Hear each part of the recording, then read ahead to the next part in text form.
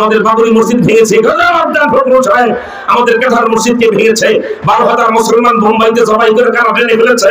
এই কলকাতায় শিয়ালদা স্টেশনের পাশে ট্যাংরা এলাকায় 300 মুসলমানকে পেট্রোল দিয়ে হত্যা করেছে কারা? এরকম একটা বললে 1000 বছরে প্রমাণ হবে ভারত বারবার আমাদের সাথে শত্রুতা করেছে, ঠিক কিনা? এমন একটা জিন্দা শত্রুতা। একজন ধনী শাপলা চত্বরের 11 বছর 9 মাসের নাবালেগ হাফেজে কোরআনকে গুলি মেরে যারা হত্যা করেছে, সেই খুনিকে যারা আশ্রয় দিয়েছে, সে আমার প্রতিবেশী নয়, সে আমার শত্রু, ঠিক কিনা? আমার ভাইয়ের, আপনারা একটু চিন্তা করবেন না, কোনো ভয় পাবেন না। ওনারা ভয় পায় আর আমরা মামুনুল হকের হাত পিলপিল করতেছে কবে ইন্ডিয়ার সৈন্যরা বাংলাদেশের বর্ডার ক্রস করে একটা পা ফেলবে।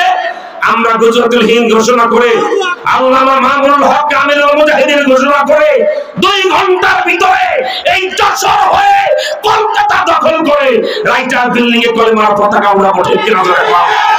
এই যুদ্ধ শুরু হয়ে গেলে কালামাটের নম্বর হাত তোলা, আল্লাহু আকবার বলুন, দুহাত তোলা, আল্লাহু আকবার বলে দেখা। আমার ভাই, আমি 2 মিনিট আপনাদের সামনে গুজরাতুল হিন্দের ধারণা পরিষ্কার করে দেই।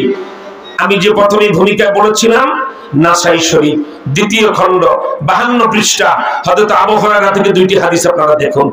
সেখানে হযরত আবু হুরায়রা বলেন, ওয়াদানা রাসূলুল্লাহ সাল্লাল্লাহু আলাইহি ওয়াসাল্লাম বিগজওয়াতিল হিন্দ। এই বাচ্চারা কি করে? এই তুমি এখানে কি করো?